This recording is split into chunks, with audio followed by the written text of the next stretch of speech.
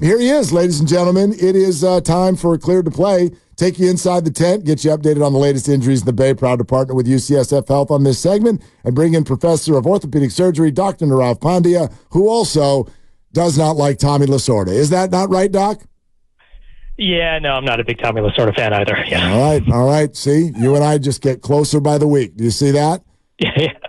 Absolutely. Hey, Jonathan Kuminga. Last week you thought, hey, probably going to be back, and he wasn't. Has your opinion changed at all?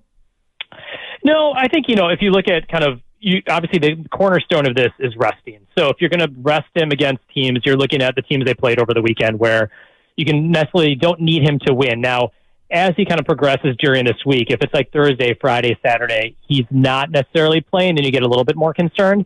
The fact that they reported that it's bilateral makes me less concerned because this is more of an issue of, look, this is probably overuse. He's played a lot of minutes. He's averaging significantly more minutes than what he did in his first two seasons. So once again, I think they're just being cautious with this. The treatment for this is just rest. And if they're winning without him in there and they feel that they can have, other players there who provide good matchups, then I think it's just more cautionary than anything else. Doc, I also want to ask you about sort of the way that Steve Kerr said that they're playing Steph Curry. You remember this about a week ago. He's like, look, we've been leaning on this guy for the better part of a decade. There have just got to be moments where we limit the minutes. I think a fan goes, wait a minute, there's 8 games left and you need to borrow 3 minutes from the fourth quarter of a close game. What would you say about that with regard to the whole rest issue? Yeah, I think it's important for fans to understand that, even though it seems like 1 to 2 minutes, it's not a big deal. The Warriors are tracking these minutes very, very closely, obviously with their sports performance staff.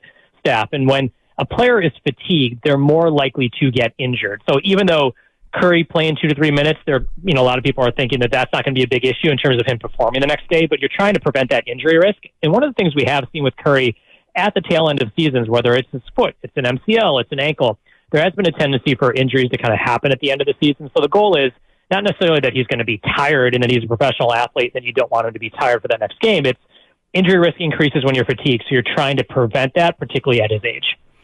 Doc, I follow you on Twitter, and you're a great follow, by the way, or X, whatever the hell you call it right now. And I know you're a huge Warriors fan. And we've been talking about Jonathan Kuminga. I say he's untouchable, don't trade him. Mark thinks you should trade him tomorrow. Not true. What say you, Doc? Non-medical question. What do you think the Warriors should do with this guy?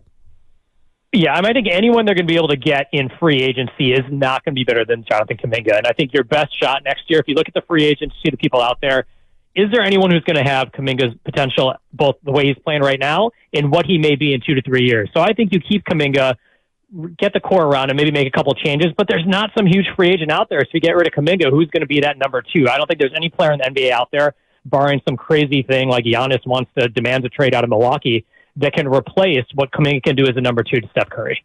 Doc Pandya, cleared to play. Okay, tell us about the ramp up of Blake Snell, who they've announced will start next Monday against the Washington Nationals.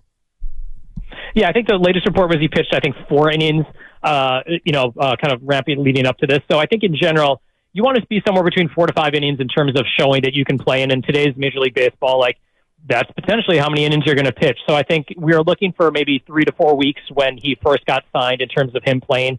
Next Monday would put him right in that 3 to 4 week time frame. So absolutely, I think he probably had been working out a little bit in the offseason, got some live pitching against real Major League batters. And, it sounds like he's going to be ready to go early next week. So I think that's a very positive sign and bodes well for him being a mainstay in the rotation moving forward. Yeah, what's sort of what you would say about the ramp up once he is starting? How much does it matter that guys stay around, 70 or 80 pitches? How far into the season can that change? Yeah, it's interesting. I think a lot of it has to do, obviously, with the individual player. You can have 1 or 2 games where you're going above that. But as FP probably knows, pitchers coming in now have a lot different mileage on their arms than, say, 20, 30 years ago. These players who are in now started playing when they were 8, 9, or 10, throwing year-round. So the amount of mileage on that elbow is a lot less than, say, someone who didn't play year-round travel baseball. So I think you have to keep them at 70, 80 pitches, not because there's something wrong with them, but just because the amount of throws that are left in that arm at this age are just a lot less. So I think a lot of this is going to be 70 to 80, not because there's something wrong, but because you're just trying to preserve him, given what he's done in his career preceding the major leagues. Oh, don't get me going on travel baseball. I could do a whole segment on how it's the devil and how kids don't know how to be a good teammate now and how kids don't know how to be part of a team. And it's just like punt, pass, and kick mentality and how hard you can throw it, how far you can hit it, and how fast you can run. I got a serious question for you, Doc. I got an ingrown hair on my leg. And I looked on the New York Post. This guy died from an ingrown hair. And the New York Post, I'm following the feed on my Instagram. So I'm Italian. I'm a hypochondriac. Am I going to die, Doc?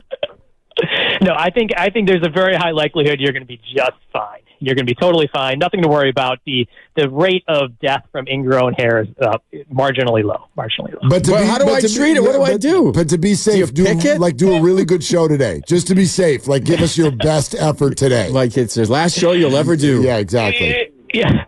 So I think the key thing is to keep the area clean. You want to make sure there's not any kind of rough area around that area, and don't try to dig it, take it out. Just let it kind of happen in itself. Whoops on both of those already. Yeah. How do I play makeup ball there, Doc? Men and hygiene on 95.7 The Game coming up next. All right, Doc. Who plays basketball tonight? Moses Moody, Mr. Always Ready. Moses Moody plays basketball tonight. Let's go, Moses. Let's do it. Thanks, Doc. We'll talk to you next week. No problem. Take care, guys. Yeah. Okay. The proceeding was sponsored by UCSF Health.